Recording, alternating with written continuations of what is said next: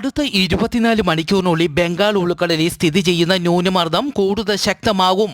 വടക്കൻ തമിഴ്നാട്, തെക്കൻ ആന്ധ്രാപ്രദേശ് തീരത്തിന് സമീപത്തേക്ക് നീങ്ങാൻ സാധ്യത. തുടർന്ന് വടക്കൻ ദിശയിൽ ആന്ധ്രാ തീരത്തിന് സമാന്തരമായി സഞ്ചരിക്കാൻ സാധ്യത. വരുന്ന 5 ദിവസം കേരളത്തിൽ ഒറ്റപ്പെട്ട ഇടങ്ങളിൽ മഴയ്ക്ക് സാധ്യത.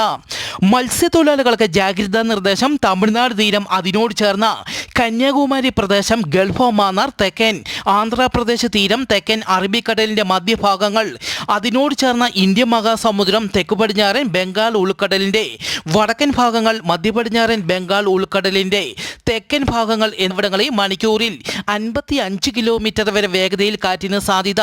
മേൽപ്പറഞ്ഞ സ്ഥലങ്ങളിൽ മത്സ്യത്തൊഴിലാളികൾ മത്സ്യബന്ധനത്തിന് പോകരുതെന്ന് കാലാവസ്ഥാ കേന്ദ്രം അറിയിച്ചു.